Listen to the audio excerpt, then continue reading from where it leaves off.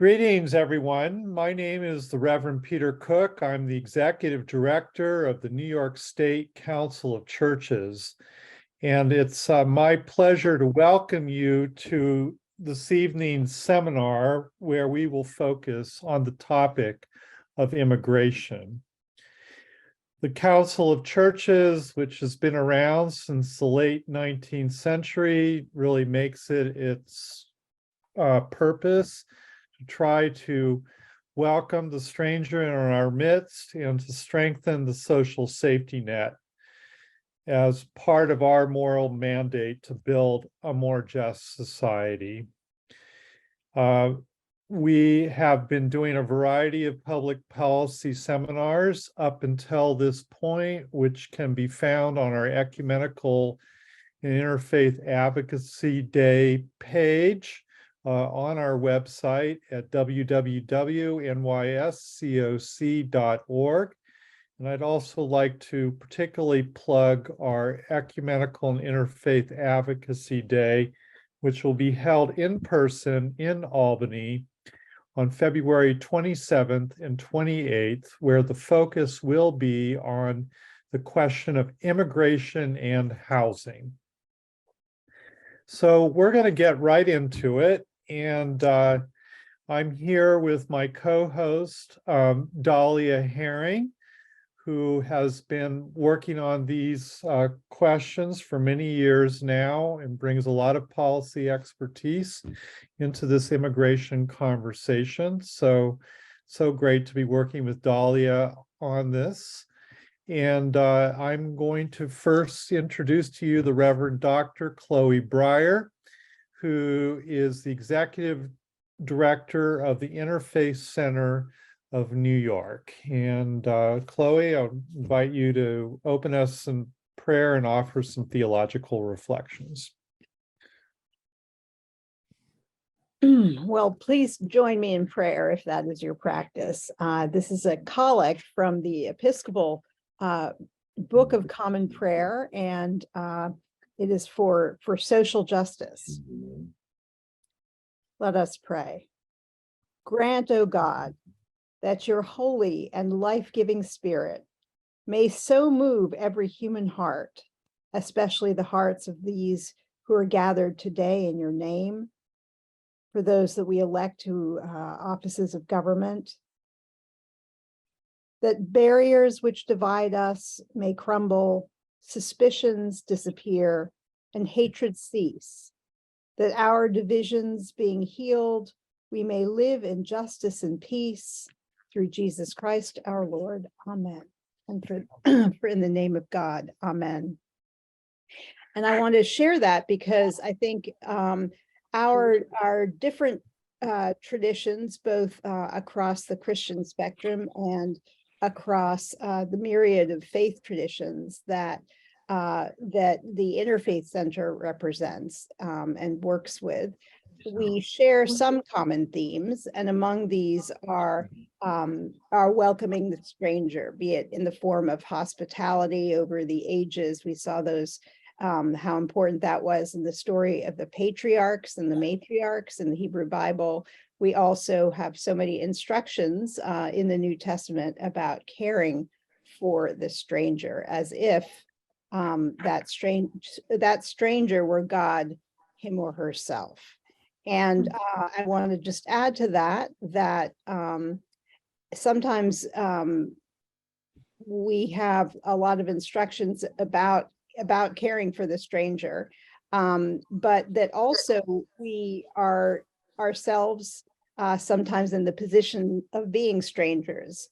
And for that reason, we often seek to extend a hand beyond our immediate family or even immediate nationality or immediate faith tradition, because one day we will be in that position, and be it having to be refugees ourselves or simply entering a space in life where we are unfamiliar, whether we are encountering a new stage in life, a period of grief, period of strangeness. We often are entering into some kind of land where we don't recognize ourselves for a while, and we don't recognize others around us and are in need of the basic things in life. So with that, I just want to turn it over to a friend and someone who knows of what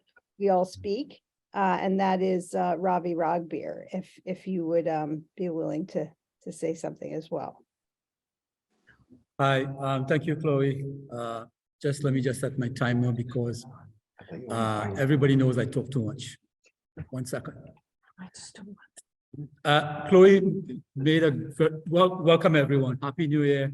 And it's good to see all of you in this new year because we know things are not going to get better, but what we should be doing is fighting to make things to change it so that we can have safe migration, we can live in safety and security.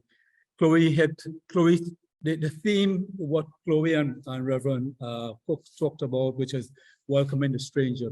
Isn't that the issue? We are strangers, and the whole thing is about strangers.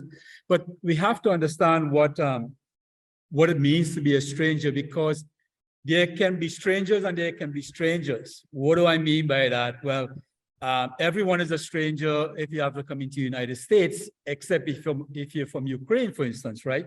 We will get into that topic because I want to talk about the racism that is insidious as part of the immigration policy, not only in the United States, but around the world.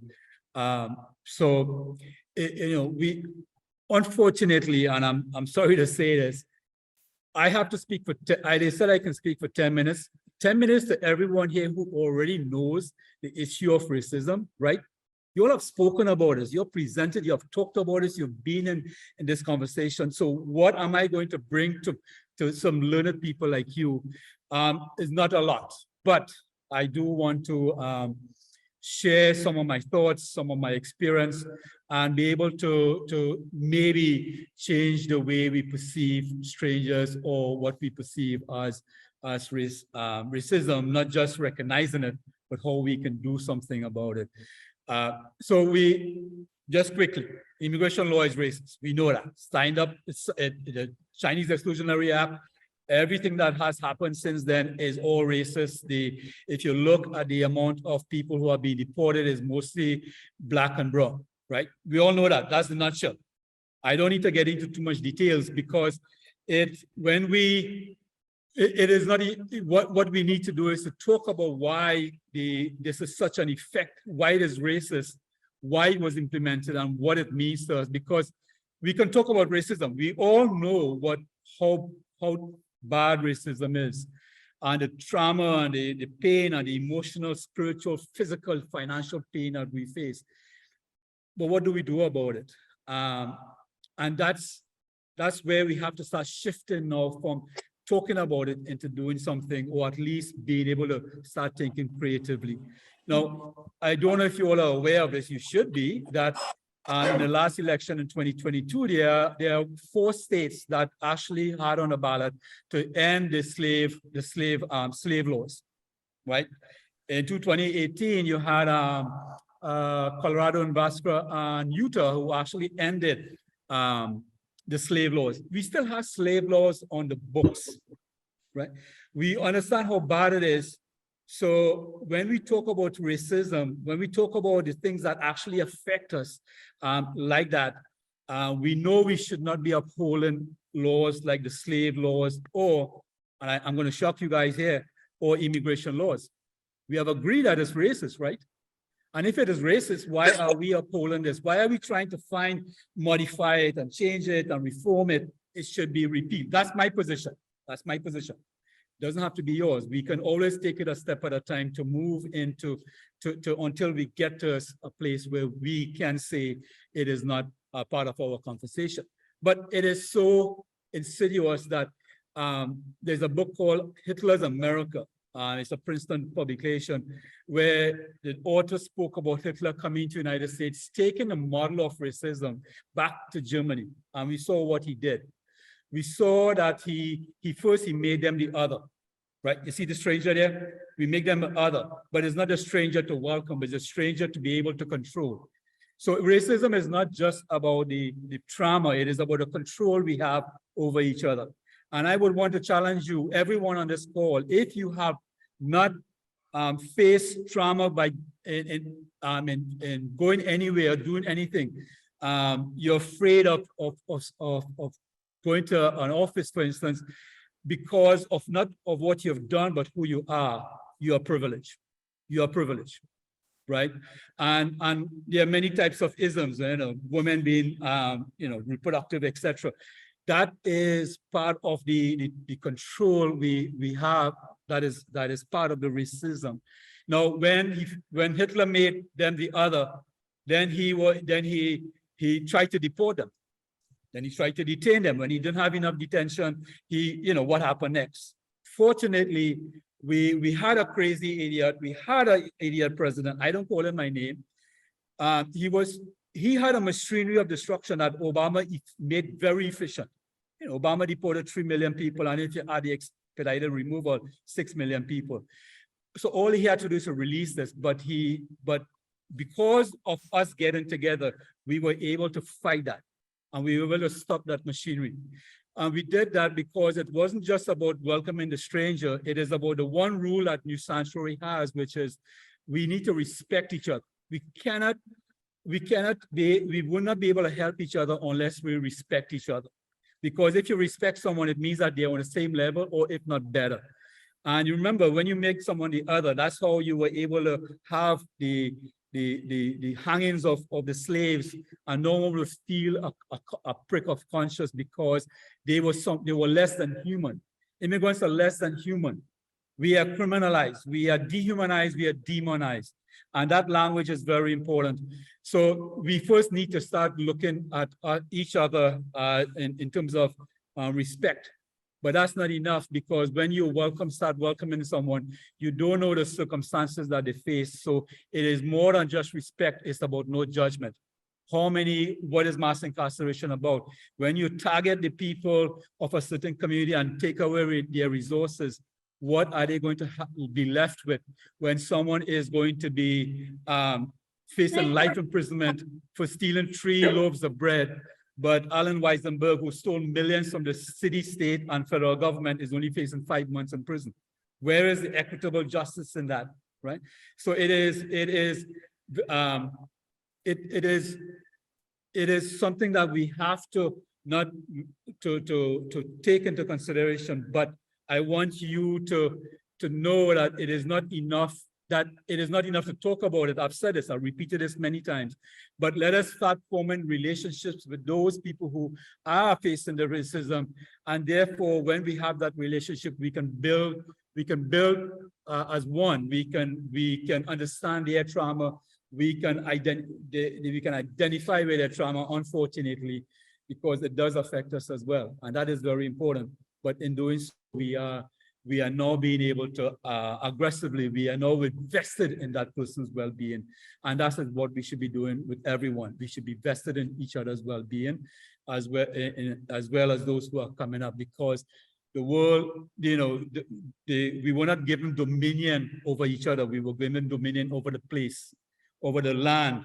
And so that when we have control, when we are taking control of people, we are actually going against the principles of the scriptures that many of you all adhere to and believe in. So we need to fight the principalities, and we can only do that if we come together as people of faith who are not just walking the walk, but walking in the faith. And everything that we do is not just about advocacy, it's about walking in the prayer that we walk in. And I say this as people of faith.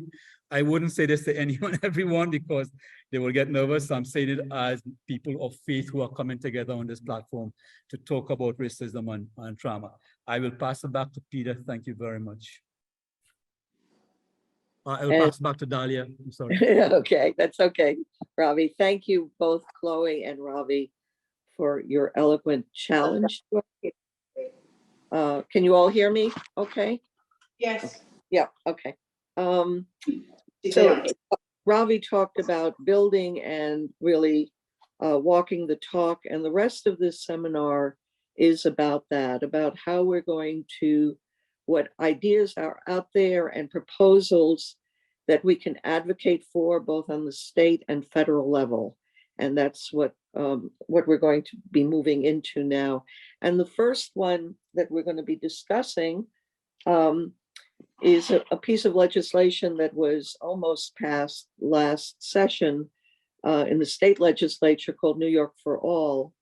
And if Cassandra Bocanegra of NYIC could talk to us about that.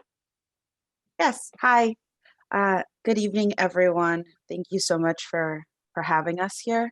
Thank you to the New York State Council of Churches.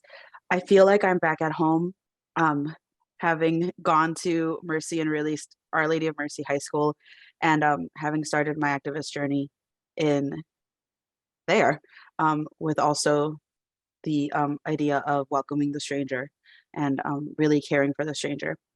So the New York for All piece of legislation would be something that allows for more freedom of movement and safety within immigrant communities.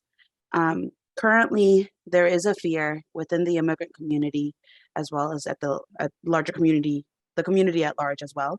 But within the immigrant community, the fear remains that a simple stop, a traffic stop, a call to the police for a safety checkup will turn into deportation proceedings and separations of family.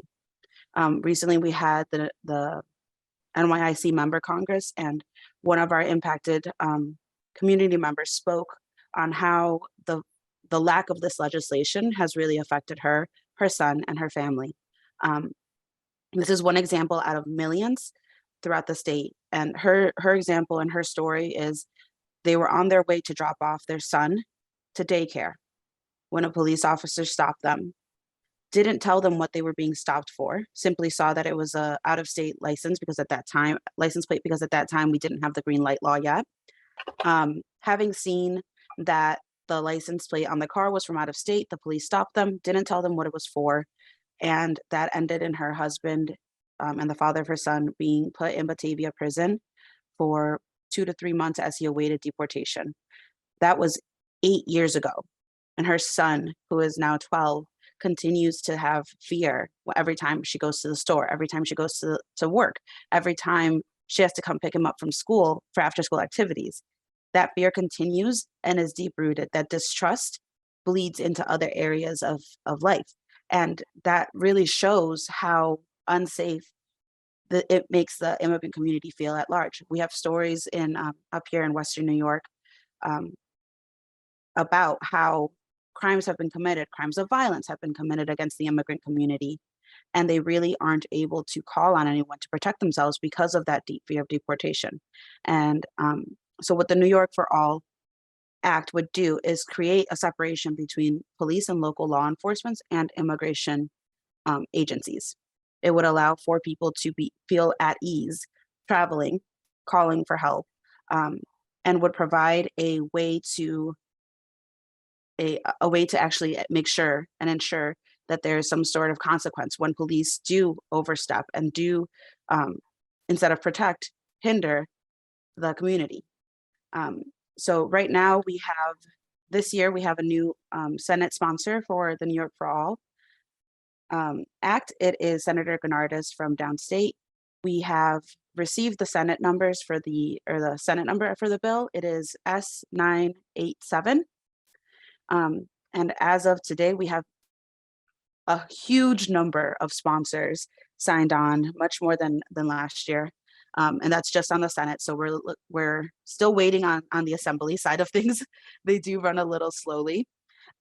So I'm sure that once that gets handed off in the Assembly, we'll have those numbers ready and I can share them with everyone, as well as the large amount of sponsors that I'm anticipating that we have.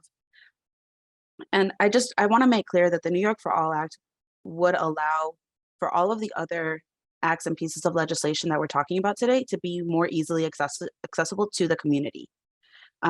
People aren't going to go to the doctors if they fear being stopped on the way there. They're not going to go to school. They're not going to go to the attorneys if they fear a police officer stopping them on the way.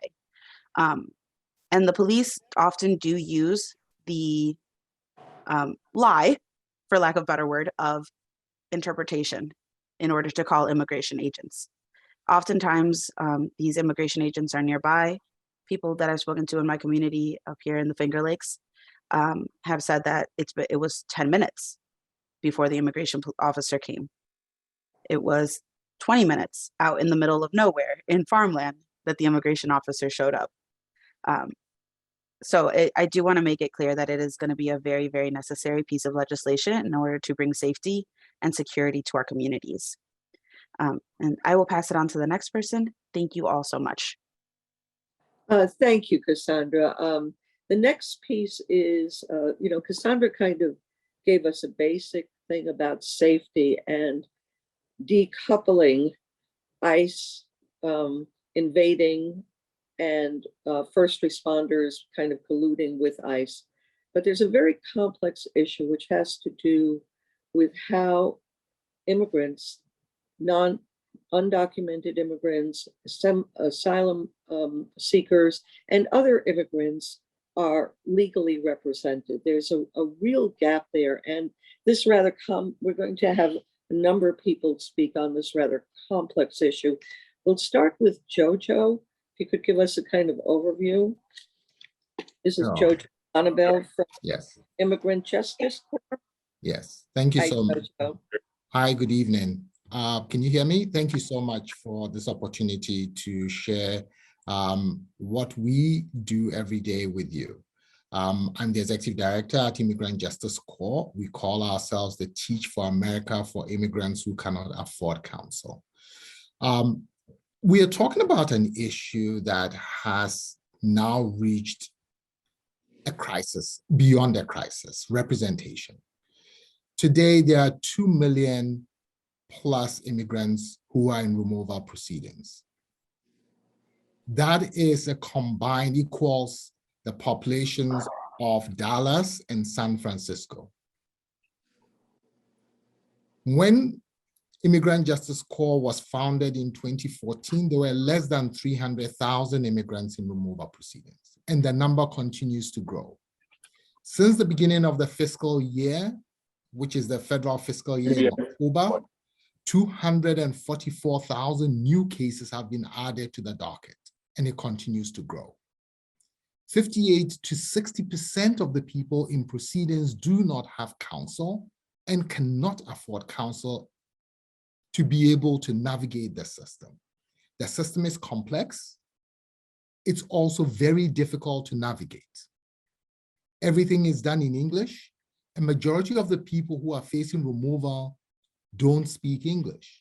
They are poor, they can't afford counsel. And yet still the government is always represented in these proceedings. The government basically says that we would want to deport you, you have to find counsel, and we don't have to get counsel for you. An immigrant who jumps a turnstile in New York City will get a lawyer to represent them in court. But when it comes time for you to fight against your separation from your community and your family, America turns its back on you. 100,000 plus children who have entered this country unaccompanied cannot find counsel. There are families with children who cannot find counsel. The data is staggering that if you have counsel, you are 74% likely to win your case. For those who are detained, and currently there are about 20,000 immigrants who are detained, if you don't have counsel, your success rate is 3%. So basically, what is happening in this country is that our brothers and sisters are being deported, are being detained for a civil violation, not because they committed a crime, but because they violated immigration laws. And yet still counsel is not provided to them. That is why a lot of us are fighting for this right to counsel. Counsel makes a difference. Having a lawyer beside you to guide you through the process, to help you collect documents, to be able to make the case to an immigration judge makes a difference. There is a need for lawyers, but it's not just lawyers who are going to do this work. There's a need for non-lawyers as well. You need non-lawyers to do case management. You need social workers to help the lawyers be able to do this work. The work is challenging. It re-traumatizes some of the lawyers we put in the field.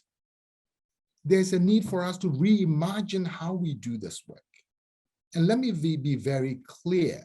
We are not advocating that this system remain.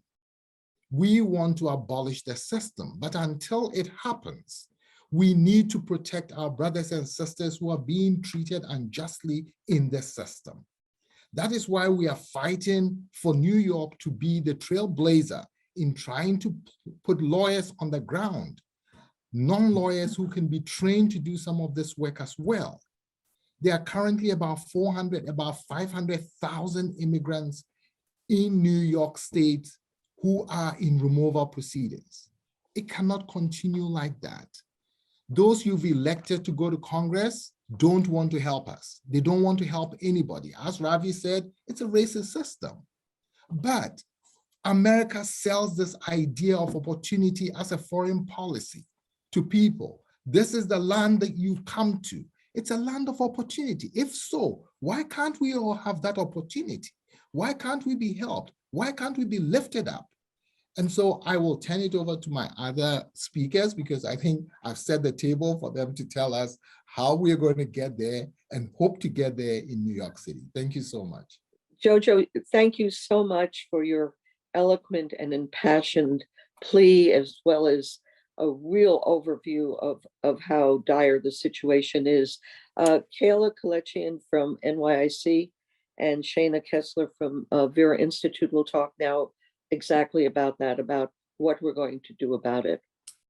My name is Kayla Kalechian. I'm the manager of organizing and strategy with Central New York with the New York Immigration Coalition. And I'm also the advocacy lead for the Access to Representation Act, our top budget priority for this session. And as we've heard, just the need, right, and what the solution could be. Well, this year, our top priority is to fund immigration legal services at $100 million in the budget, passing the Access to Representation Act, right? And for context, we do plan to pass the Access to Representation Act. Once it's passed, it will be implemented in up to 6 years. So for the first year, the way we're breaking this $100 million down is $55 million for the first year, $35 million to increase legal services funding to expand current services, right? There are current services, and an additional $10 million in emergency support to address legal needs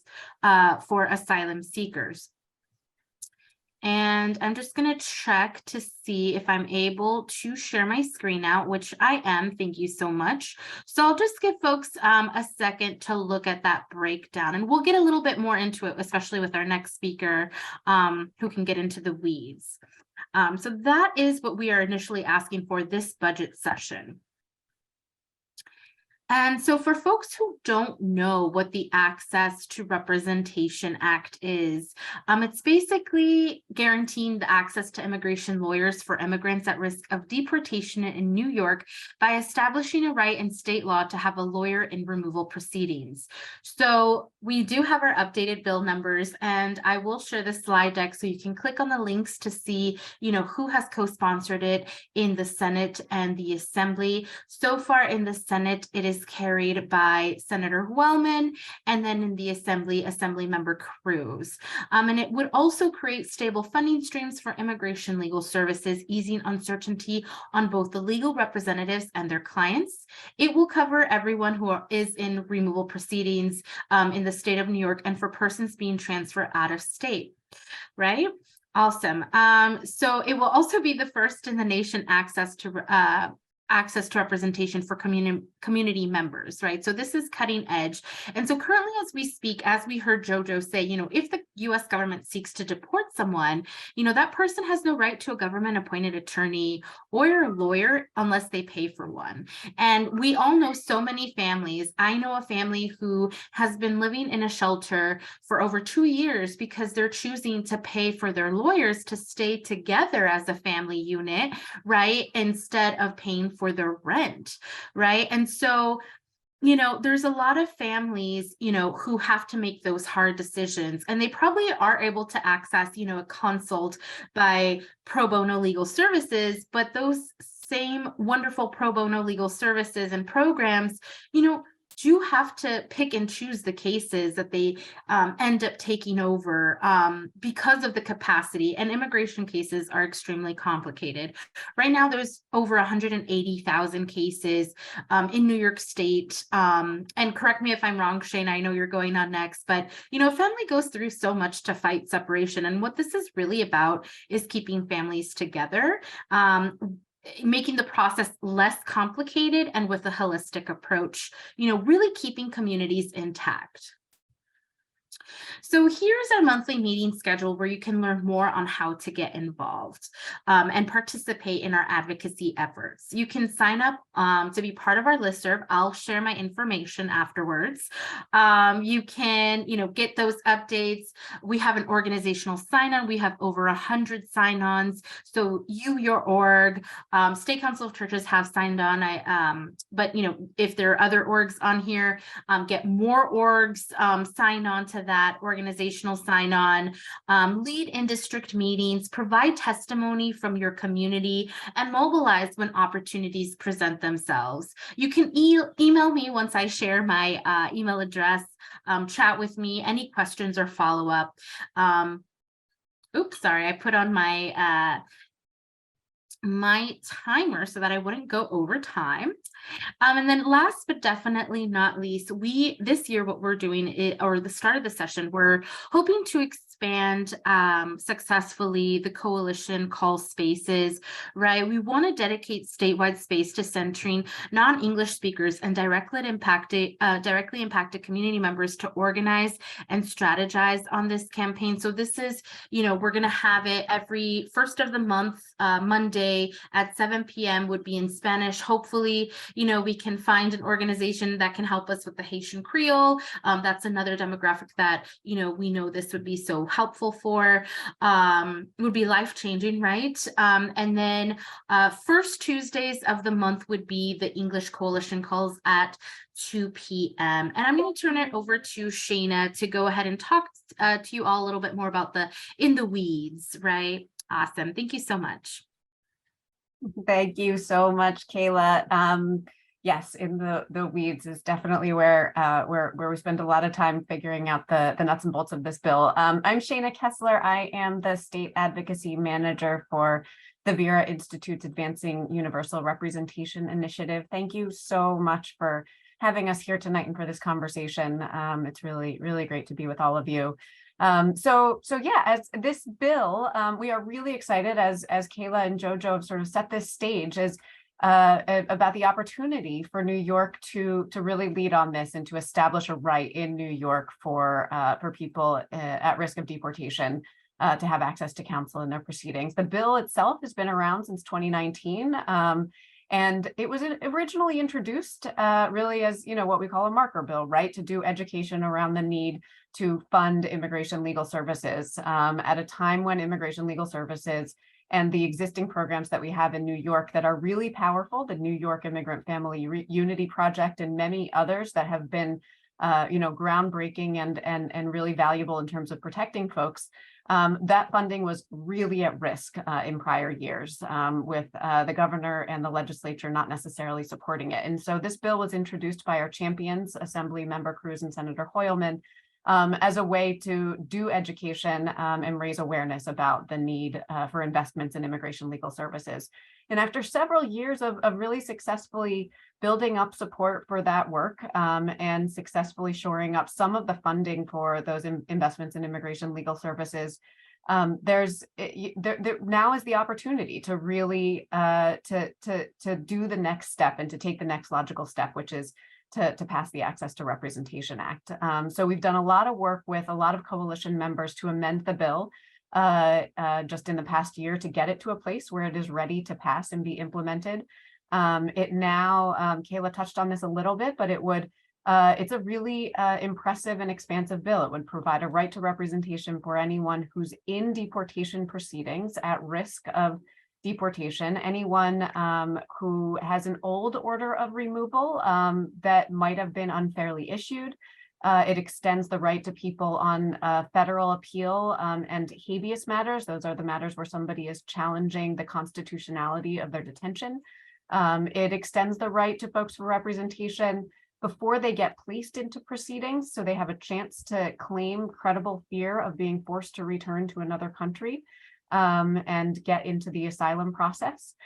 So it expands the right to representation, and notably one of the things that we included in this round of amendments was to extend that right to representation for folks who get transferred from detention in New York to detention in other states, with the understanding that that's something both that ICE does now and has been doing already. And if legislation passes, for example, the Dignity Not Detention Act in New York, as has passed in other states, shutting down substantially immigration detention in New York, then that right would extend to New Yorkers who are transferred to other places across the country. And so there's a lot of changes that were incorporated into the bill that has now been introduced in the current legislative session that we think are really that make it ready to pass. And then I think the other really key thing that was incorporated into the bill was an implementation strategy that ramps up implementation in a responsible and sensible way. As initially drafted, the bill would have taken effect, I think it was 90 days after passage, which would have, of course, established this very broad and impressive right, but without sort of building up the infrastructure across the state that's needed to make sure we've got the immigration lawyers and social workers and legal services teams in the right places across the state. And so what we've done is built in, and what the sponsors have done is built in a 6-year implementation period. So as Kayla said, the first year investment that we're seeking for the Access to Representation Act alone is $55 million. And of that $55 million, what we propose is that about half be used not necessarily for direct representation of folks, which is desperately needed. There are very big gaps in who's getting served across the state, but for building up the capacity, because we know we don't have enough immigration lawyers, accredited representatives, social workers, trained legal teams across the state in the right place to do this advocacy. And so part of that funding would be used to build up fellowships, legal clinics, really identify the training and the needs across the state to make sure that there's investments to build up that infrastructure and make sure that's in place. And really, we think that this is the moment, not just because this has always been a critical need. There has been, there have been both impressive programs and impressive investments in New York since 2013 in immigration and deportation defense representation, but also huge gaps, as we've been talking about right now. There's over 60,000 people across the state of New York who are fending for their lives in immigration court without a lawyer. So it's certainly the time to invest in this, to support the folks who are fending and trying to defend themselves without access to counsel. And especially now, as we're seeing, lots of asylum seekers, lots of new folks coming to New York, there's a lot of attention to this issue right now. It is not a new problem, but the state has certainly been caught off guard in a way that is very public and very apparent with its inability to responsibly welcome the new folks who are coming to New York. And so this bill, by building up this infrastructure, by building up the capacity to welcome people and to ensure that they have access to counsel in these incredibly complex proceedings, would enable us to meet one of the really huge needs of both the new folks that are coming to our state right now, as well as long-term immigrant neighbors who have been struggling with these systems for many, many years, so that we won't be caught off guard again. And so we really see this as, it's an investment. It is certainly a funding investment that's needed, but it's not just that. It's something that really ensures that immigrant, as Kayla was referring to, that immigrant families can remain united, that immigrant business owners and workers can remain on the job. It's an investment in strong and stable communities and welcoming people with dignity. And it really will support our state, we believe, as well as be an incredible model that will be replicated, we expect, across the country. And so with that, I know I'm at time. I want to pass it along. I don't know, back to you, Dolly, or over to you, Pat, to talk about some incredible additional work and budget advocacy. Yes, Pat's next. Hey, everyone. I'm really happy to be here. I see about 10 friends on here, and I'm sure the rest of you would be friends if we only met. And want to say special thanks to Peter, who's been just really diligent in following up on this. I will just share with you our one-pager on ONA funding. So something you may never have heard before. ONA is the Office for New Americans. It is a state agency that was essentially created because the New York Immigration Coalition advocated for it a number of years ago, because New York State used to only provide periodic and ad hoc funding for immigrant legal services. And although most of the focus has been already on immigrant legal services, when I talk about ONA funding, I want to just say that right now, the funding that goes for the defense of people in immigration court is going through ONA, but the ONA funding that I'm talking about is something separate from that. This is currently funded at the level of about $8 million a year, which was a 25% increase over the previous year. So we did show that we can increase the amount. It had not been increased in about 4 years. And we want to increase it from $8 million a year to $20 million. And I just want to talk a little bit about what that money funds and what it will be used for. What ONA, the services that ONA is funding under this ask is part of the budget. So we're not asking for you to get people to sign on to a new law. What we're going to be asking for you to do is to get your representatives in the state assembly and the state senate to sign on to a letter that will be circulating in the middle of February, so about 60 days from now, in which we will be asking the leadership of the Senate and the Assembly to put in this $20 million. And what's funded here are services that are not those of somebody being defended in immigration court. These are a whole variety of other immigration services. So one of the things that gets funded is the English language lessons that are necessary for somebody to pass the citizenship test. These go on at 24 ONA centers, Office for New American centers around the state. You might think there's some kind of a state office, but in fact, what these are 24 local organizations that have received grants from New York State in order to provide these types of services. So when I refer to the ONA centers, don't think of them as like going to the DMV. These are going to local legal services agencies, often run by and serving immigrant communities. They're very important fixtures in many regions around the state, and there is at least one ONA center in every single region of the state. Some of the regions like New York City, the Hudson Valley, have multiple centers. Others only have one center. And what we're looking for with the increase is to increase the number of ONA centers, because we find in the southern tier, yes, there is an ONA center in Ithaca, but if you live closer to Lake Erie, you have to drive 2 hours in order to get to that center. So we're looking for an increase in the number. And that's not something that's like very speculative and vague as to where those should be. There were 3 centers that were closed down 3 years ago by Governor Cuomo. And we just want to reopen those centers and then open centers in other underserved regions of the state. So for instance, in the North Country or in Long Island, which lost half of its ONA centers during the Cuomo administration. So it's something that an increase would begin to address. What kinds of services do these ONA centers provide? Well, you know, I worked as an immigration lawyer for 35 years, and oh, you're not able to get into that, I'm sorry. One of the things that I was doing was helping defend people from being deported and eventually helping them become permanent residents.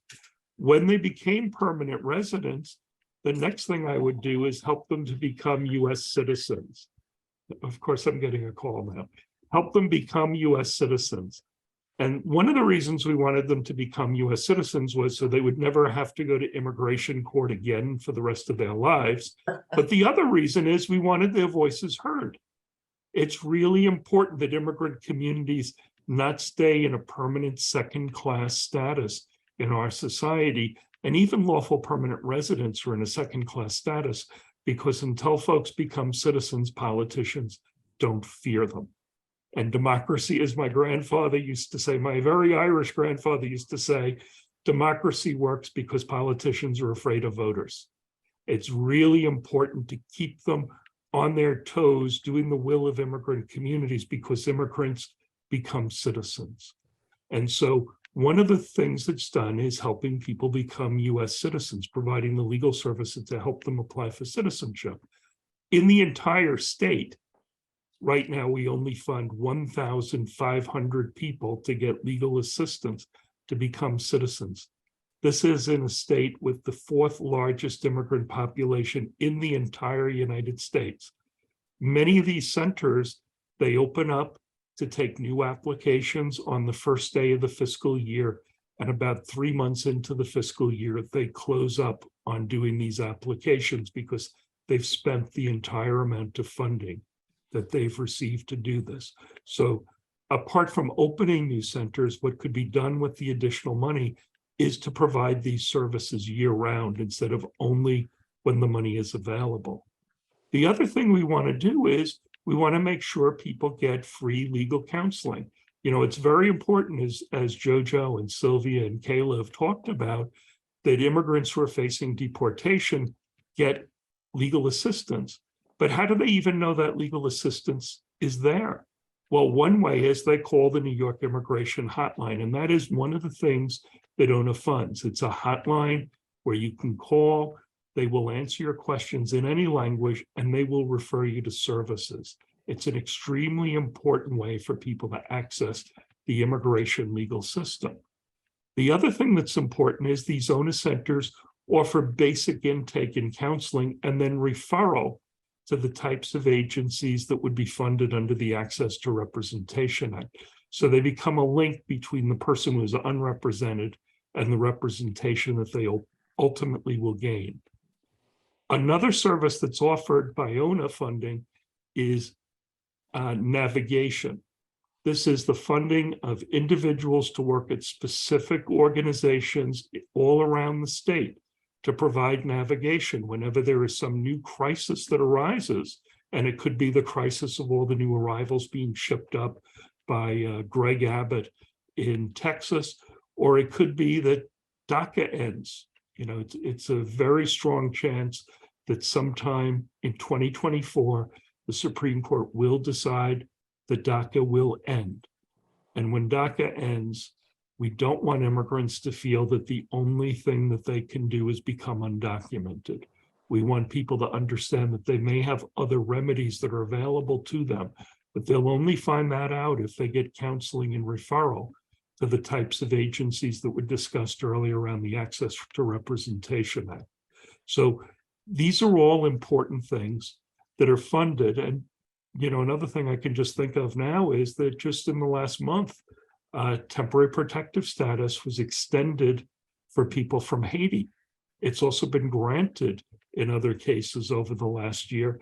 And these types of services can assist people in applying for those emergency programs for people who are fearing human rights situations in their home countries or disasters that would make it impossible to move back and live. So I want to thank everybody who was listening. And I just want to remind you that this is something where when you visit your legislator, what you want to say to them is not just sign on to the Access to Representation Act, but also sign on to the legislative letter that says the budget needs to be increased to $20 million for these ONA services. Thank you very much. Thank you, Pat. We do have a couple of minutes, and this is just for, does anyone have any questions? Not to make comments or discussion, just because we had a lot of information just being presented before we go on. Anybody? Just raise your hand if you have any questions. Are we cool? Looks like it. Okay, Peter, I'm going to hand it over to you. Great. Thank you, Dahlia. So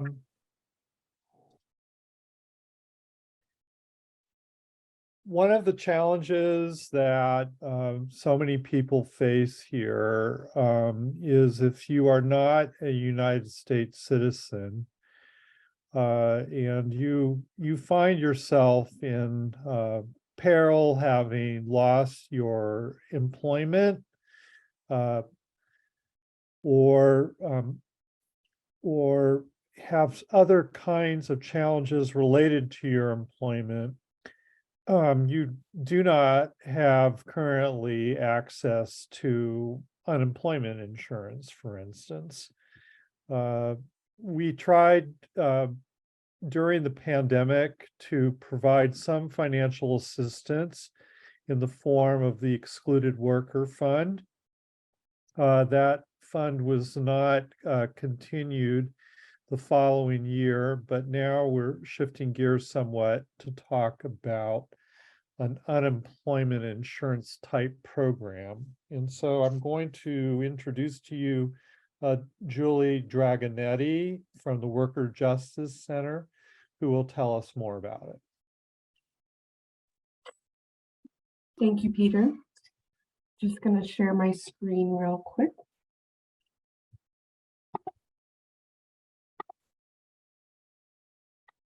Okay.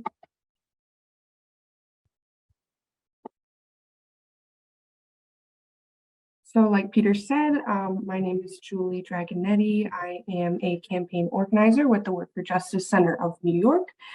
The Worker Justice Center of New York is based across the state. We have offices in Rochester, Kingston, and Hawthorne, and we provide both direct services and advocacy, mostly for agricultural workers and other low-wage workers. So I'm just going to talk a little bit about the Fund Excluded Workers Coalition. The Worker Justice Center is on the steering committee, and we also have a couple other people here who are part of the coalition that will also talk a little bit about this campaign. So this year, 2023, we are reintroducing what was known as the Excluded Worker Unemployment Program as the Unemployment Bridge Program. Those are actually the old bill numbers. We're still waiting for our new ones. But as Peter mentioned, the Fund Excluded Worker Coalition was founded because of the pandemic. And in 2021, we did win the historic $2.1 billion Excluded Worker Fund. This was a really great victory. It helped a lot of people. It was really life-changing, but at the same time, it was a temporary solution, one-time cash relief. And this past year, when we asked the legislature to add another $3 billion to the fund and also to create a permanent unemployment insurance program, they unfortunately did not pass that bill. But we are continuing to advocate for a permanent uninsurance program that would run parallel to but separate from traditional unemployment insurance. So these are our sponsors. We have State Senator Jessica Ramos and Assemblywoman Carinas Reyes. And just real quick, I know today's seminar is focused on immigration, but there are 4 categories of people or types of workers who are included in the current legislation, and that includes freelancers and self-employed workers, domestic workers and day laborers paid in cash, immigrant workers who would otherwise qualify for uninsurance, but do not because of their immigration status, as well as people who are in reentry coming out of incarceration. There's definitely a little bit of overlap. We know that there are immigrant workers who are street vendors or domestic workers, day laborers, construction workers. But even those who don't fall into those categories but don't have their work authorization would qualify under this program. So Nadia, who is part of the policy team with the Fund Excluded Workers Coalition, I'm going to pass it along to her to talk a little bit more about the proposal overview. Okay, thank you. Thank you, Julie. Hi, everybody, and thank you all for welcoming us to talk about this, this proposal. we really appreciate you taking the time to listen and to learn about it. As Julie mentioned, this has been part, or it's an extension of a campaign that has been really inspiring over time. And where it is now, I'll just talk about the basics of the proposal, which is what it does is that it takes the eligibility requirements of unemployment insurance and the documentation requirements of the Excluded Workers Fund and combines them to basically get a program that covers workers when they lose their jobs at a moment when they need the funds, but doesn't require the same kind of really onerous requirements that the unemployment insurance system has, right? Some of the specifics are there in terms of the amounts of the payments. Right now it's $800 to $1,200 payments for up to 6 months. And Julie already said the groups of workers who are covered. The program serves up to 30,000 New Yorkers at any time, and the total cost is estimated at $500 million per year. And it would be limited. So if we reached the total, the fund would not be able to go beyond that amount, right? So it would be set at that amount. And basically this proposal in 2023, we're calling on Governor Hochul and the state legislators to repair the worker safety net because it covers undocumented workers who are excluded, but it also covers many other workers whose where the type of employment that they have does not allow them to access unemployment insurance and really leaves people out in the cold at a time when they really need it. I will pass I can mention this and then I'm going to pass it on to my colleague.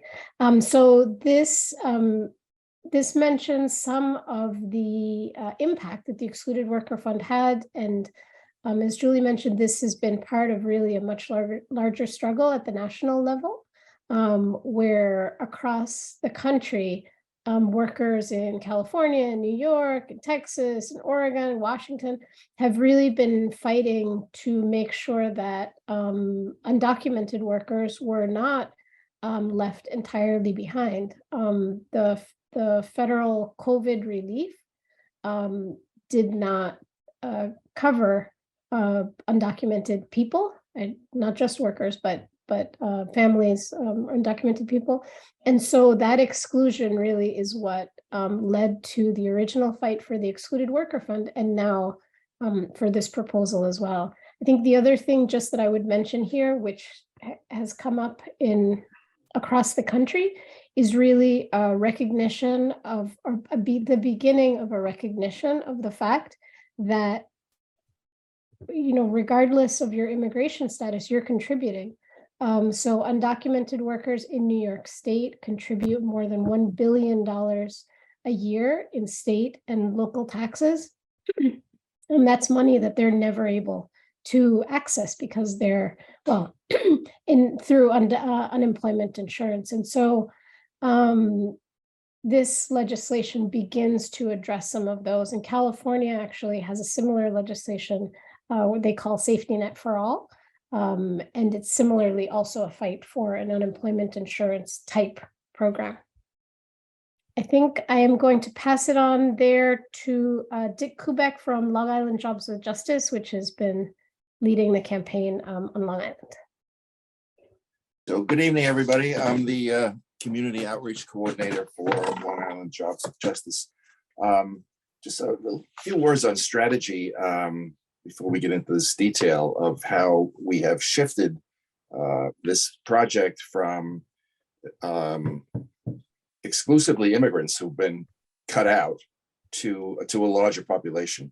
I think we all know that the immigrants, undocumented immigrants, receive virtually no COVID assistance. And so that led to the great victory 2 years ago of the Excluded Workers Fund. But there was a sense that as great as that victory was, and I think we all know the money was gone in 8 weeks there was a sense politically, at least here on Long Island, which is a rather conservative place, that, even among Democrats, well, we did our job for the immigrants and that's a lot of money. And so we're done. And so one of the things that I have found in my years of advocacy is it's very effective to connect non-immigrants to immigrants as much as we can. I was listening to Ravi before about the racism, and I have had success. Sometimes my background is Czech and Italian, and there are lots of Eastern and Southern Europeans on Long Island that I speak to, in faith communities and elsewhere. And they're a bit shocked when they learn that they were victims of that racism, that the Immigration Quota Law, the National Quota Act of 1924, virtually excluded from this country Southern and Eastern Europeans, Italians and Greeks and Balkans and Russian Jews and Poles and Czechs like myself. And it's like, wow, really? And when you begin to explain the racist idea behind that, the thinking of Madison Grant and the passing of the Great Race and the eugenics people of that time, there's a connection. Like, wow, I'm part of that history of racism. With that kind of thinking, at least in my head, I think a good move was made in saying that, let's not just talk about immigrants. Let's talk about all of the people who are excluded from unemployment insurance. And it's extraordinary. There are almost 500,000 folks, not just immigrants, but housekeepers and construction workers and day laborers and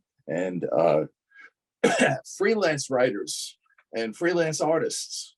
And so the bill was expanded so that it would be, yes, undocumented immigrants, but also this larger population that possibly would cause members of the legislature and the wider public to have the kind of aha moment when, Southern and Eastern Europeans realized that they too were victims of racism until 1965, when that 1924 law was changed.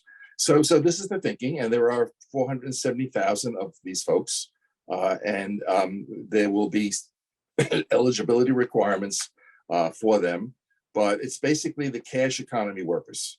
And if they're earning, I think the cap is $57,000 a year, they would, and again, there'll be standards for what evidence they have to provide, but the housekeeper and the construction worker and the folks who are fired and have no access to unemployment insurance would now have access to this fund, which is called the Unemployment Bridge Program. It was just changed recently. It had been called the Excluded Workers Fund, and then the sponsors of the bill changed it. So so it's a broadening of the catchment, basically, and hopefully we'll be able to message this in a way that says this is get wide implication for many workers, and it builds solidarity. So with that, I'm not sure who I pass this back to, Peter. I think there was another, sorry, I think we did have another section there because we have some actions. Yes. Okay. Yes. Yeah, I believe Long Island just had their campaign launch today, I want to This say. morning, yes. Yes, sure that went great. Tomorrow we have some more campaign launches. We decided to do a round of rolling campaign launches. So that started January 11th was in New York City. Long Island was today. And then tomorrow, actually Westchester is also tomorrow. I didn't realize that. And we're having Albany, Syracuse, and Kingston. So here's the information. I know some of you are based in Albany. I'm sure there's many things to do every day during this time of year in Albany with the legislative season.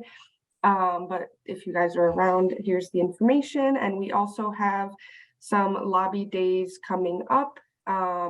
Wednesday, February 8th, we're going to, the upstate groups are going to be doing a lobby day, some in person, some virtual. And then Wednesday, March 8th, we're actually planning to come together with a worker justice platform. So that would also include the Raise Up New York campaign and the One Fair Wage campaign, in addition to the Unemployment Bridge program. Richard was talking about building connections and solidarity, and that's just another example how a lot of these campaigns are connected. And then we have some more information. We have a new updated one-pager on our website. We also have a petition that you can sign. This is my email address. I'll put it in the chat as well. And then if Nadia or Richard had anything else that they wanted to add, they can go ahead as well. No, just thank you again for taking the time here. I would just add, I'm remembering now that when we began the fight for the excluded worker fund, as the pandemic was really starting, at that point, our legislators said that it was impossible. They said that there was not going to be any fund for people who are undocumented. They thought it was ridiculous. And so I think right now, as we begin around this unemployment bridge program, I think, it takes some time to understand what it is and why it is that that it's something that's important. But it's building and it's getting off the ground, and every action, every launch, and every mobilization has really shown that increased energy. So thank you again. Yes, thank you.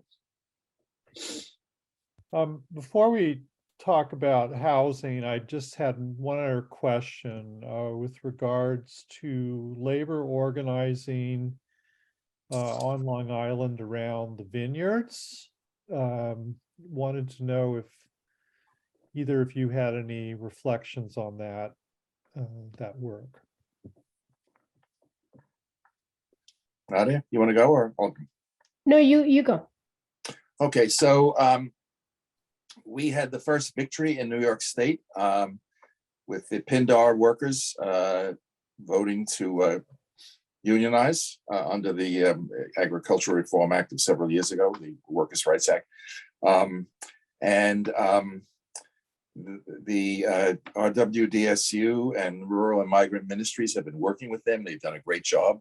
My organization honored them, all of them, back in April. The problem now, as so often happens, is while they have the right, they form the union, the Pindar is not agreeing to a contract. And apparently they're coming under tremendous pressure from the other vineyards who don't want to unionize at all. And I guess see them as sellouts. So while Pindar did unionize, excuse me, they have not agreed to a contract. And so the pressure is now on Pindar to get that done. And there was a lot of action back in the fall, when people go out to the North Fork to visit the vineyards, and I'm sure that will pick up in the spring. But that's the issue. The growers have gotten together and kind of told them, you sold out. You shouldn't have done it in the first place. So for God's sake, don't sign the contract. So that's where we are. One other question, how is the implementation going of the farm worker bill that, starts to reduce the number of hours, before one qualifies for overtime? You mean on Long Island or throughout the state? Well, throughout the state, but Long Island particularly. Yeah, I'm really not sure of that. Nadia, do you know? No, sorry, we focus more on day laborers and domestic workers. So the farm workers, I think, are with other organizations. Yeah. Okay. All right. So we're going to talk now a little bit about housing issues with regards to immigration. And we know, for instance, in New York City that there is some response there by congregations to provide temporary shelter. And Chloe, maybe you could say a little bit more about that. Sure. So this is, building in a long line of, diverse faith communities, providing, when for periods of time, sanctuary of kinds that, when, Robbie was very involved with with catalyzing some congregations during the Trump era. We learned a lot from the network of houses of worship that were sharing respite functions in Washington, D.C. when many of the Venezuelan refugees were coming up this summer before even Governor Abbott started to send them to New York City. And then the great, groups that have been meeting people both at Port Authority and the airport since last May and ratcheting it up a bit in August. It's been difficult to keep pace, and we're not alone in that sense. But one thing that has, I feel that New York, has this additional set of resources in terms of its really diverse faith networks, and many, what was getting the people that were often getting lost, back to, again, to Ravi's original point, were the numerous West African asylum seekers coming through both the same route that the Venezuelans and others from South and Central America, but also directly to the airports. And we just got involved with trying to support one mosque in particular, where the imam is a well-known person in from Senegal originally, and has a big community in the Bronx, and has his small house mosque on 221st Street has fluctuated between having 20 people staying there and 140 people staying there. And what happens usually is that once one group leaves, another group arrives. And this has been true also of Ghanaian mosques in the Bronx, several of which are, try to keep the work they're doing kind of quiet for obvious reasons, but others are much more public about it. And so we at the Innerfaith Center had gotten a small grant to re-grant to diverse houses of worship to be able to kind of do this work and keep the lights on. They're not even not necessarily, incorporated. So you're not in a situation where you have a handful of mosques of synagogues and churches that have been doing this work for a while. I mean, far before May, but these folks don't have that same 501c3 structure to be able to get aid of any kind in order to support their work. So it's also a matter of capacity building, which we're trying to help with, and also to connect those people who've been doing it for a while with those people who are kind of coming onto the scene, at least publicly, and see if we can, through our diverse faith communities, both learn about each other's work and each other's, scriptural inspirations, but also practically problem solve as this, these groups of people are not going to diminish at anytime soon. So that's really just a word about some kind of emergency responses, and some of you may already be involved in that work too. I'm just thinking, am I missing anything, Peter? No, I think that's great, and I'll build on that to some other housing policy issues. But I did want to ask anybody else here on the call if they're aware of congregations starting to think about offering temporary shelter to asylees in other parts of the state. Anyone?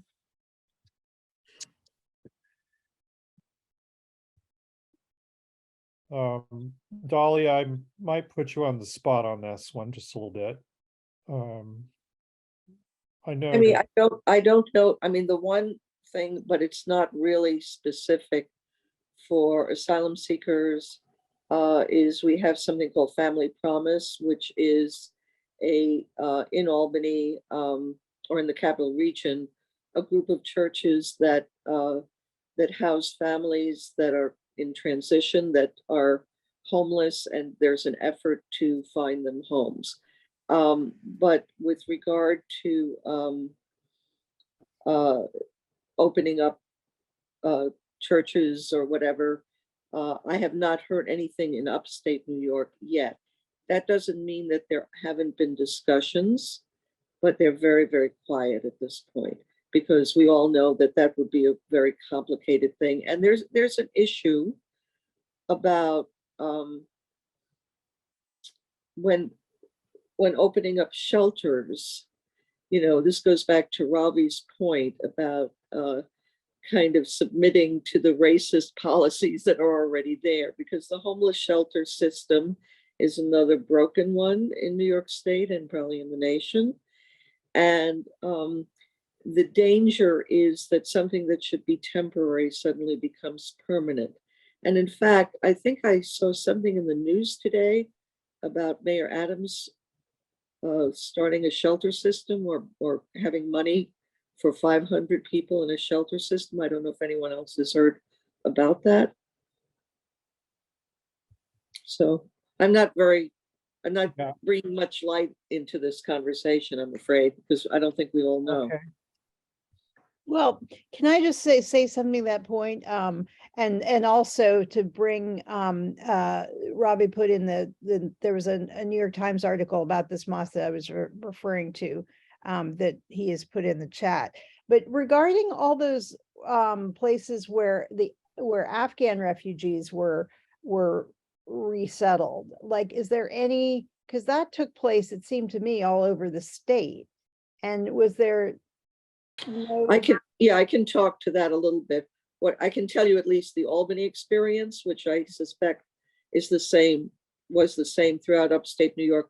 Albany is an official refugee resettlement area. So we suddenly, within about 6 weeks, got 300 to 400 Afghan evacuees here, which for this small to mid-sized city was an enormous stretch. And we have no housing.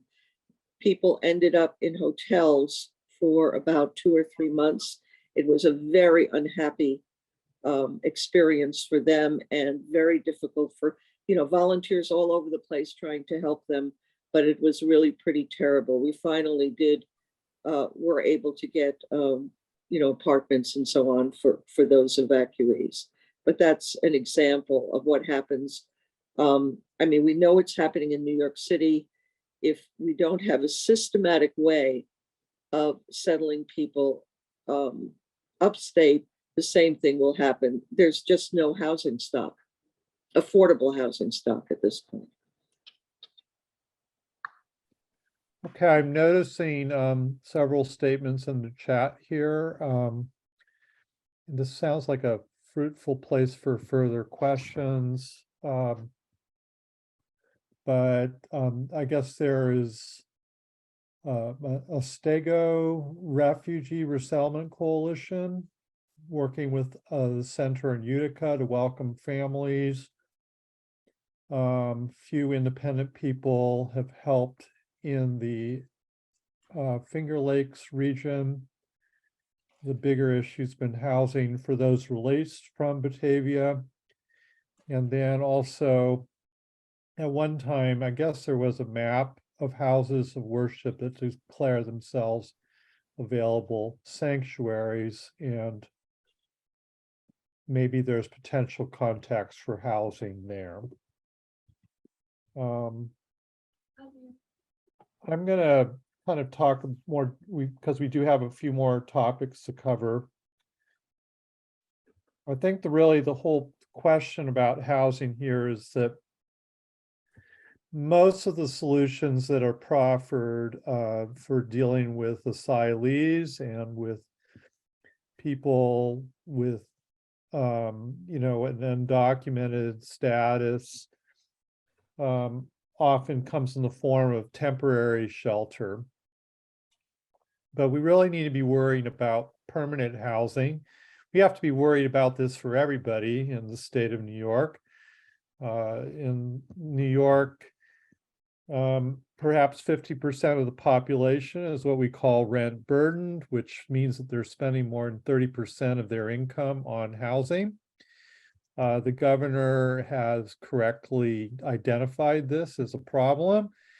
And her solution is, one, to increase production of housing at all levels. And one of the ways in which she wants to do that is to eliminate a lot of legal barriers that communities erect that make it hard to build affordable housing. As she says, we're first in the nation in blocking housing.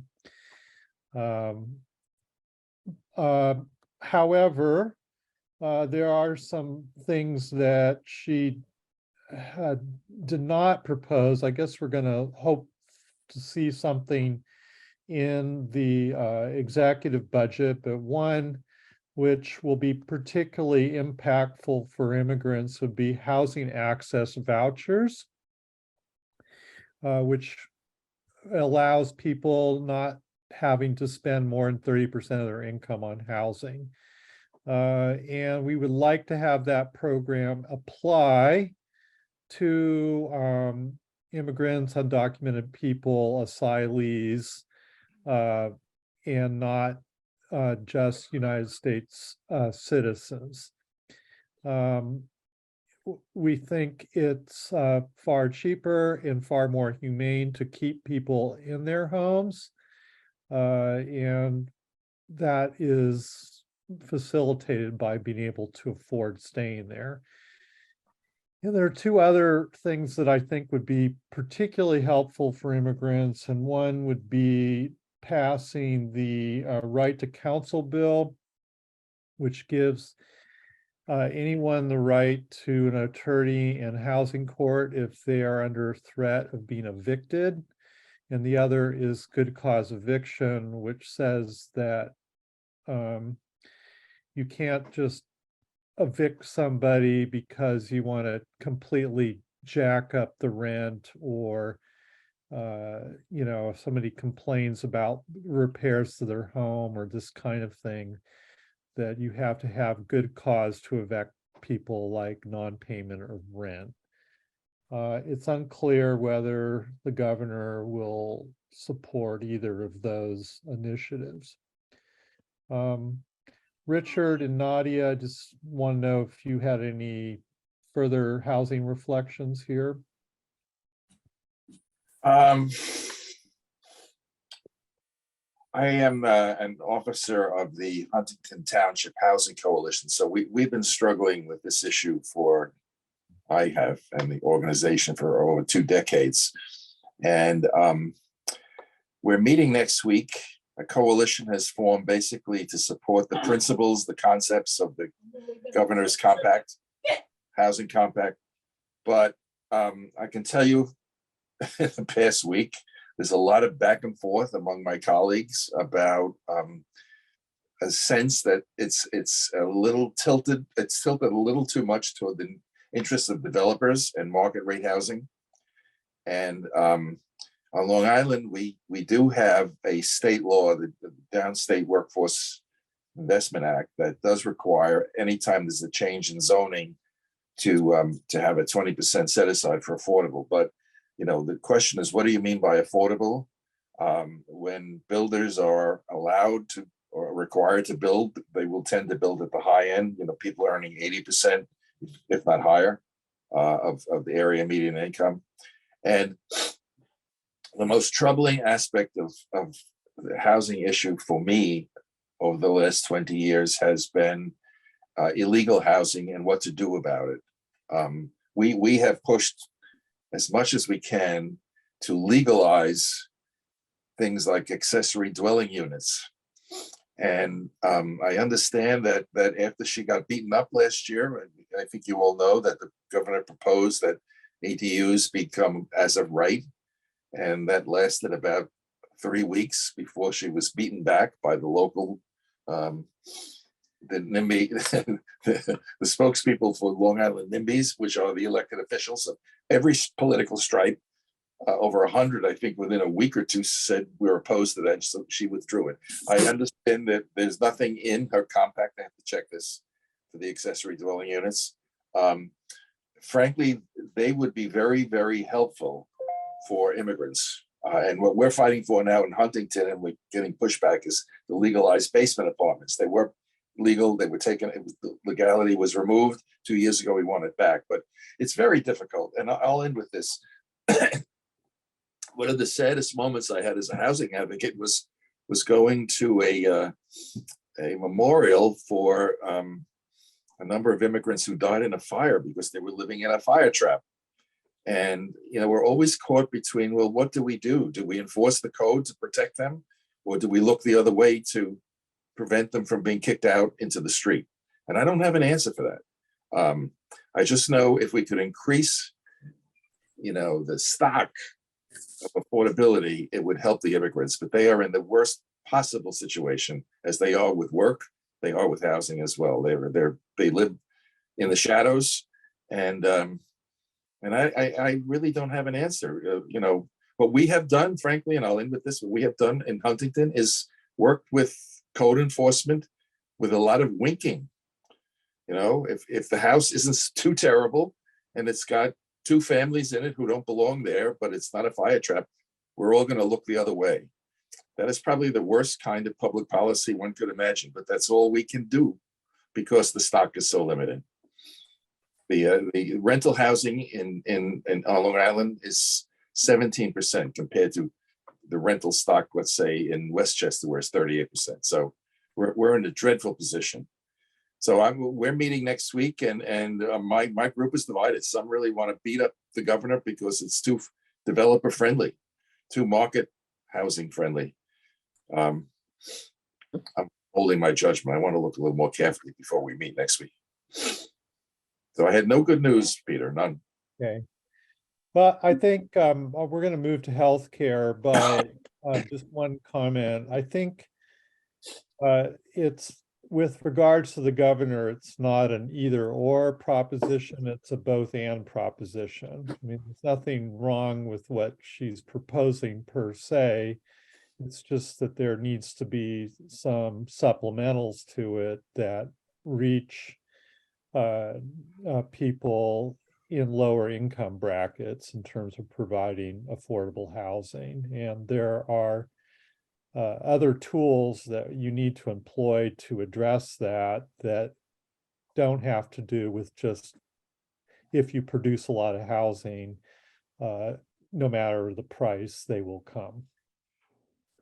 All right, we're going to go now to healthcare, and I'm going to invite Angela Castrilla Vilches from NYIC, Healthcare for All.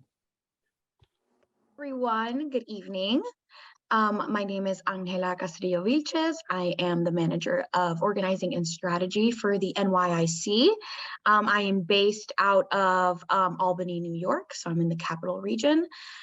Peter, if you could allow me to share my screen, I have a couple of visuals so that we can all kind of follow along as a little bit better.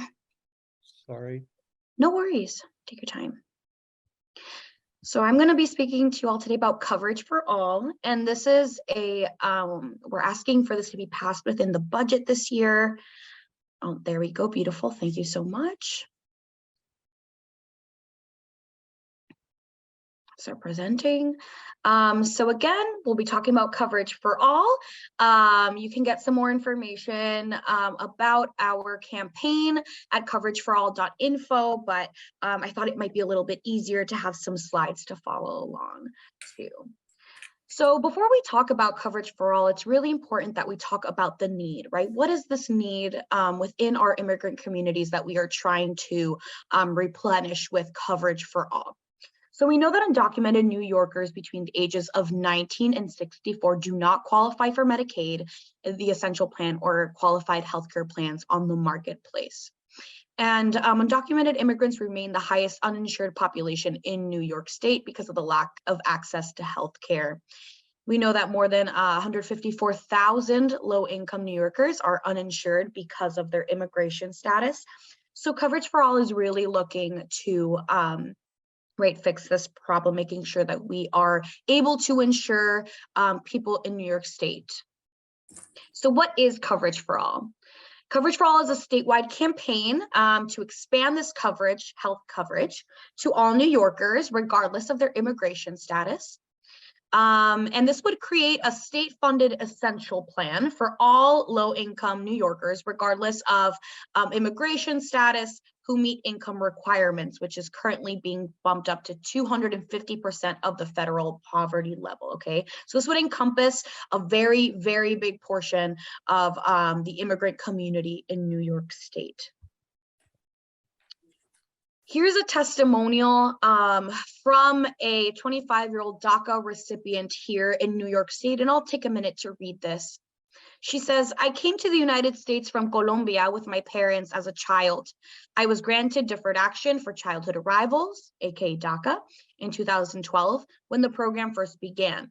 I am currently 25 years old, and despite working hard and going to school, I am living in New York City without health insurance coverage. She says, my situation is very stressful because I worry about what will happen if I become sick. I would not be able to afford services or treatment. A greater concern is that I have not had any preventative care services in years. I feel that the longer I am uninsured, the greater my health risks become.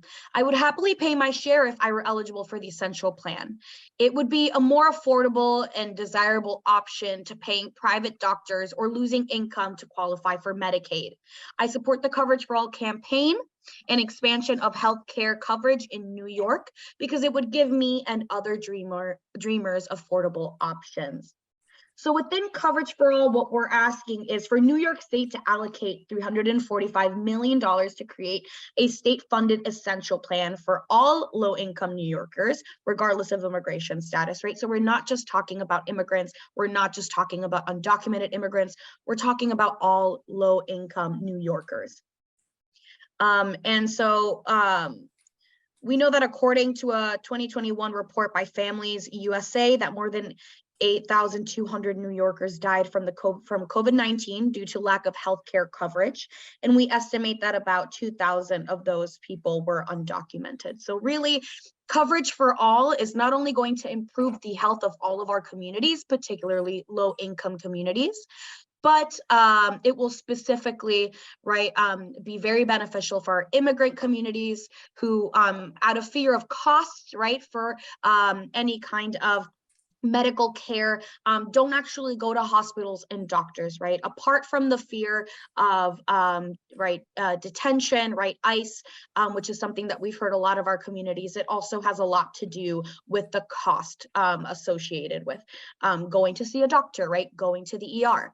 And unfortunately, we know that this is also bumping up capacities, or I guess really minimizing the capacity within hospitals, since people have to go to the ER to receive kind of that primary care that they're looking for, unfortunately, since they, cannot afford that $200, $300 bill that a physician would give them. So really, this is a budget addition that we're looking to have passed. And if you're interested in joining our fight for Coverage for All, we are working really hard in these next 3 months. We want to make sure that by April 1st, Coverage for All is included in this year's budget. We have monthly coalition calls. We also have weekly phone banks starting in January of 2023, so this year. We'll have a few lobby days with elected officials, and we have a mobilization in Albany. This was just confirmed today. It will be March 1st. And of course, I can share all this information with Dahlia and with Peter to share widely, but we're really looking, to have people come out to these actions so that we can tell Governor Hochul, so that we can tell our assembly members and the Senate that Coverage for All is a necessity in our communities. So I want to thank you for listening to me today. And again, if you have any questions, you can reach me, and I'll put it back on the screen. You can reach me at my email here at castrillovilches@nyic.org. I'll also be sure to put it in the chat in the case that you are interested in either joining our coalition calls or maybe just want to be part of the listserv. Maybe you want to hear a little bit more about what Coverage for All would do for our communities. I would be happy to have these conversations with anyone who is interested. And yeah, thank you so much. Thank you, Angela. Can you put us back onto gallery, Peter? Gallery view?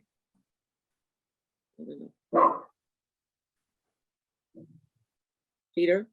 You gotta Oh, stop sharing. She's gotta stop yeah. sharing. Yeah, okay. Trying to figure that out now. Oh, there we go. Stop share. Ah, there we go. Great, thank you. Our last one before we do federal is on language access in New York State. Is Ivan Larios in the room? Yes, I am here. Oh, wait. Oh, okay, there you are. Could you share Hi. with us about the challenges on language access and what we plan on doing about it? Sure. First, thanks everybody. Good evening to all. Thanks for having me here. My name is Ivan Larios, and I am the Long Island Manager of Organizing and Strategy at the New York Immigration Coalition, and I am also the co-lead for the Language Access Campaign. So I am, before I start, I'm dropping the one pager on the chat. And so basically, what is language access? Language access means providing limited English proficient individuals with equal access to the same services as English-speaking individuals. The lack of language access is one of the most significant barriers that New York immigrant communities face to accessing critical state services. And the language access issue was made more evident during the wake of the global pandemic. We know that most COVID-related information was rapid, it was instantaneous, mostly it was not accessible in other languages to many immigrant communities. So last year, the last legislative session, we were successful with the codification of Executive Order number 26.1, which was signed by Governor Cuomo. And the codification was enacted in the fiscal year, the budget fiscal year for 2023. And it expanded to cover 12 languages statewide. So 12 language, the 8 state agencies were mandated to provide interpretation services in the 12 most common languages. And those languages are Spanish, Chinese, Russian, Bengali, Yiddish, Haitian Creole, Korean, Italian, Arabic, Polish, French, and Urdu. We also won with the creation of the statewide Office of Language Access. So for this year, for this legislative session, we are looking to introduce a bill that would amend the state law to enhance the language access by including additional state agencies such as the Department of Motor Vehicles, because we know that a lot of immigrants are having difficulties getting information in their language from the Department of Vehicles. It would also include the Department of Education and the Department of Labor, as well as we're looking to change the formula of how the languages are selected to ensure that languages spoken outside of New York City are covered. So we know, for example, that in the Buffalo area, there are languages that are spoken from immigrants that are recently arriving. That language may be different from languages that are spoken in the Hudson Valley or on Long Island. So the new bill will also account for regional variations to allow regions around the state to add the top 3 languages spoken in that area.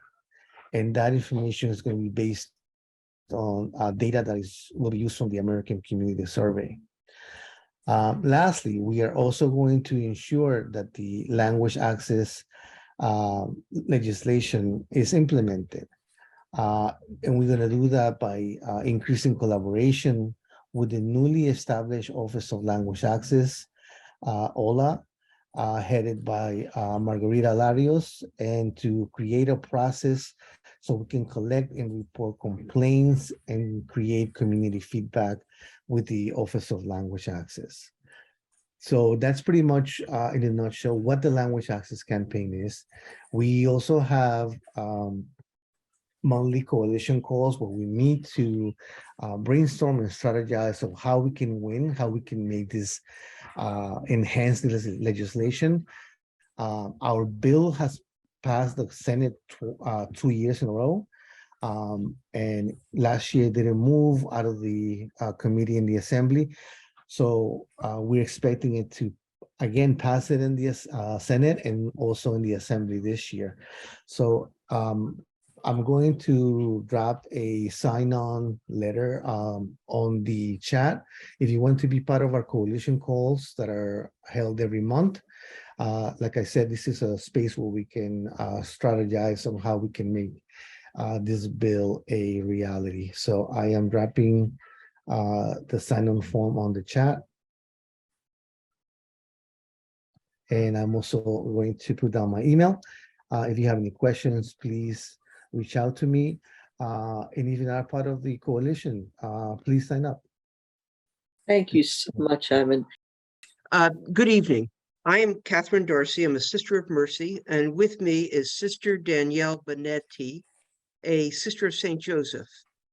While it's very early in the 118th session of Congress, we do have some ideas of immigration legislation that may come before Congress. Please note, though, if this presentation is for this moment in time, if we were to do this in a month or so, it could be very different. But Sister Danielle will start us off. The unbearable situation of the U.S.-Mexico border, which we see daily in the evening news, makes it apparent that restoring asylum processes at the border, as well as comprehensive immigration reform overall, is urgently needed. Our government leaders need to acknowledge the root causes of forced migration and how decades of failed U.S. foreign economic and military policies have led to the conditions of spiraling poverty and violence from which people are fleeing for their lives. Migrants and refugees arrive on our doorstep because they want to be able to feed their children and to provide for the fulfillment of basic human rights for their families. Others arrive because of persecutions and unrelenting political and/or gang violence in their nation of origin. They fear for their very lives and the lives of their family members. What we'd like to do in this very short section is to mention a few of the federal legislative possibilities for the 118th U.S. Congress that could provide remedy at the U.S.-Mexico border crisis. Okay. According to the faith-based immigrant advocates, much of their work over the next 2 years will be able to work defensively.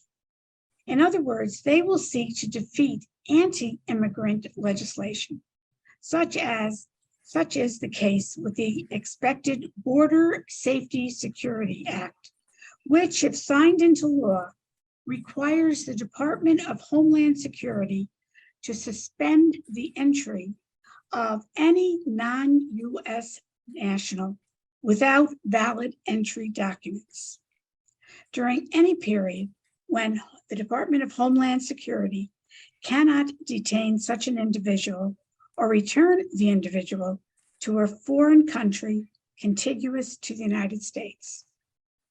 In other words, those seeking asylum in the U.S. could be stopped at the discretion of the Department of Homeland Security, rendering the United States powerless to fulfill its international asylum obligations. Immigrant and refugee advocates will be working to defeat this Security Act. The Border Safety and Security Act, which Danielle just talked about, seems to codify provisions in Title 42, regardless of whether or not there is a public health emergency, such as the COVID-19 pandemic. At the time of its introduction in the beginning of the pandemic in March of 2020, Title 42 was seen as controversial. Many health officials saw it as unnecessary. Also, immigrant and refugee advocates said that Title 42 deprived those seeking asylum of the long-held right for those arriving at our border to formally request asylum and safety in the United States. Recently, with much easier access to both COVID tests and vaccinations and the abatement of the COVID-19 pandemic, the Biden administration decided to terminate Title 42. However, you may know that that decision is currently in the Supreme Court. Between March of 2020 and May of 2022, at least 1.8 million persons seeking asylum at the US-Mexico border have been expelled back to their home country. This situation has been further confounded when on January 5th, 2023, the Biden-Harris administration announced that it would be expanding Title 42 to turn back migrants from Cuba, Haiti, and Nicaragua. Reuters reports that under Biden's new program, up to 30,000 migrants from Cuba, Haiti, and Nicaragua and Venezuela will be allowed to apply for temporary legal entry to the United States if they have sponsors.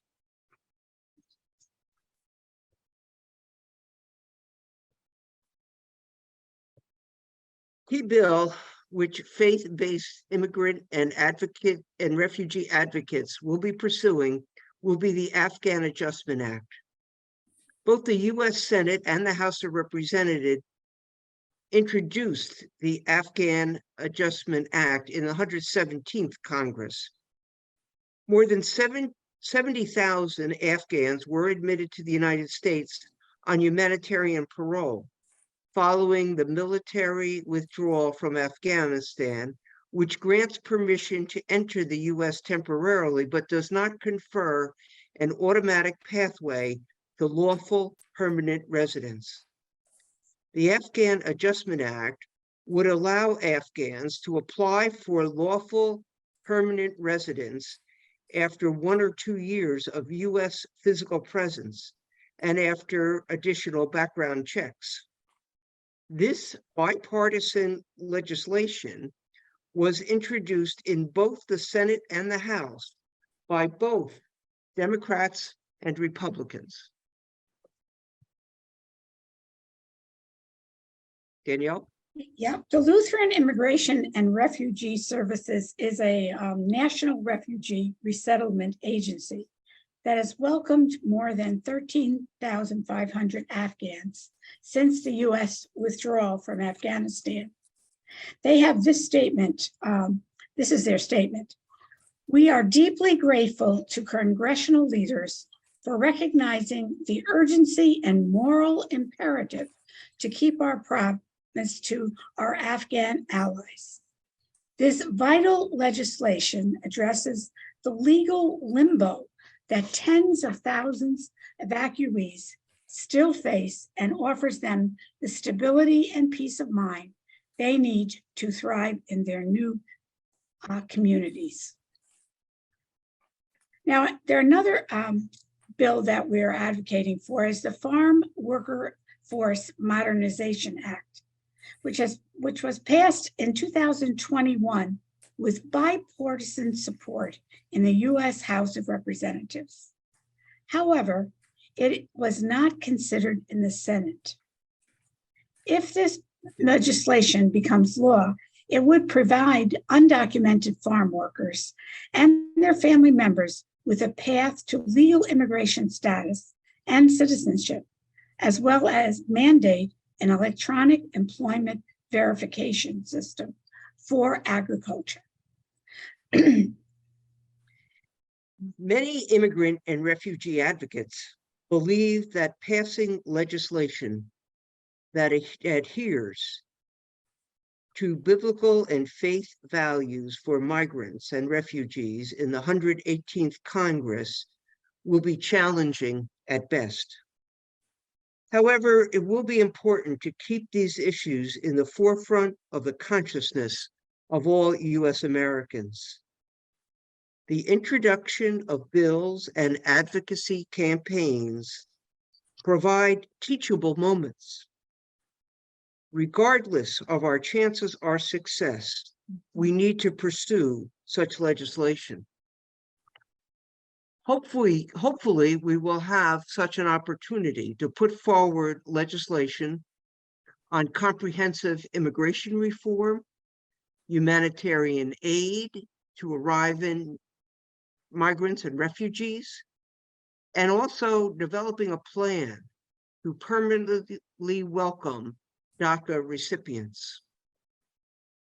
Most important, however, faith communities need to join together to change the narrative of those seeking entry into the United States. We need to turn back efforts to demonize immigrants and refugees and blame them for their life circumstances. Rather, we need to welcome them as brothers and sisters on the journey, and with whom we can build God's reign of peace and justice in our midst. Thank you so much, I Sister. have one more slide. Oh, sorry. One more slide. One more slide. There you go. These is just some websites if you're interested in following federal legislation. These would be helpful websites to go to, and they do their own alert system. I know I can speak for the Sisters of Mercy. If you went to that website, you'd sign up and you will get then alerts, and they would be done in such a way that they would be sent to your own, own congressperson, and this is national legislation, your own congressperson and or also senators. And then we do also some for the local, the New York legislation. We'll be sending more of them out as well this year. That's it. Thank you. Again, if we could go back to gallery. Yeah, great. Just before we have, I know we're at 9 o'clock already, but Shana, you had a comment about universal representation campaign on the federal level. Yes, so just very, very briefly, and I can drop this link into the chat here. There is a campaign at the federal level, similar to the campaign to pass the Access to Representation Act in New York. There is a much longer term federal campaign to do the same thing at the federal level, with the ultimate goal being really that this is a federal system and the federal government should be the one ensuring access to representation, in addition to just reducing the harm of what is overall a broken system, as the sisters just laid out so eloquently. But this would be a bill that we expect to be introduced shortly to pass, to establish a right to representation for everybody across the country. And there's a growing campaign to get us there that, of course, will be longer term than our New York campaign, but would be grateful for the support and participation of folks here in that as well. Great. Cassandra had a question, quick question regarding the FWMA, that's the farm workers. How much input have directly impacted people had on this piece of legislation? Would you happen to know? The Catherine? reason I ask is just because Yeah. in talking to farm workers, there's been a very distinct stance on the Farm Worker Modernization Act. And I'm just wondering if that's statewide or if it's regional, kind of how they're viewing it, because my understanding is that it does require additional time working in agriculture past what you've already been working originally, and there is a lot of like DNA testing and all that sort of stuff. So I was just curious about that, and we can touch base afterwards as well if that's easier. Yeah. I I don't know any more about it than it. All I know is that is one of the issues that faith-based organizers are pushing. That's about. But that's good input to know that. Right. Peter, I'm going to turn it Really, over to really you. go We're to at Rural 9 Rural o'clock. and Migrant Ministries. Oh. They can provide you with an update. Okay, perfect. Thank you. Now we are at 9 o'clock. Do people have any Yeah, other comments, or Peter, you want to? well, I'm just glad to take, for those who want to go over, if you can, if there are maybe, 5-10 minutes of questions, we'd be glad to do that. So, if anybody'd like to pose a question. Before people log off, I did forget to mention that the New York for All Coalition does have their monthly steering committee, the monthly coalition calls once a month, and it is tomorrow at 10 a.m. If anyone is interested. I've put my email in the chat earlier on, but I can Right. re-put it in there as well. Yeah.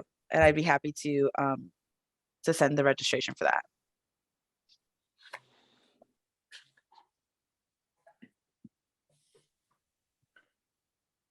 Any other comments, questions? So we would really like, everybody's support here to come to our in-person advocacy day on February 27th and 28th. There's a registration on our website. I also understand that there are going to be legislative hearings. Is that correct? On a lot of these bills. I heard that today from the Immigration Coalition. Yeah, there will be budget hearings in particular, so relating to all the budget measures. And that schedule hasn't yet been released, but it'll be sometime late January, early February, typically, and terrific opportunity for folks to weigh in on the issues with budget implications, in particular, the Access to Representation Act, the ONA, and the other legal services funding. Great. I know for the legislative, at least for the NYSC legislatively, we will have some like in-district lobby days with local representatives. So that's, but it's budget season right now. So a little bit more priority on those asks.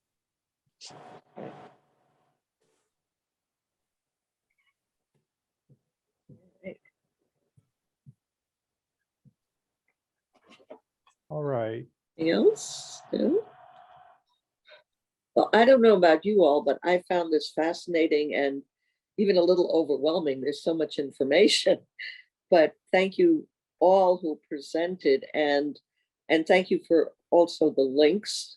We have it recorded, so this will be available for anyone who is interested in this issue. So, Peter, final words?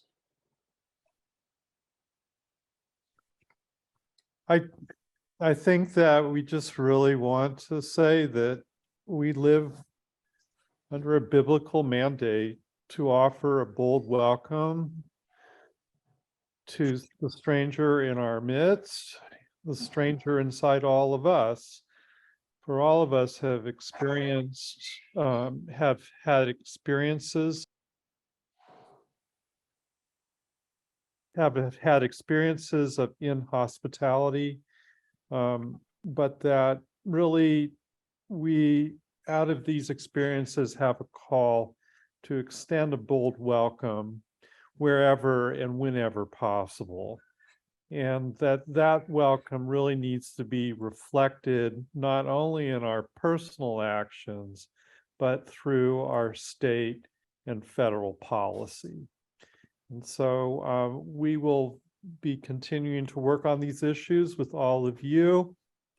I encourage you to stay connected with the Council of Churches, get on our mailing list to really connect with New York Immigration Coalition, Vera Institute, and so many others who do such great work to help bring about a more just society for immigrants in New York and in the United States.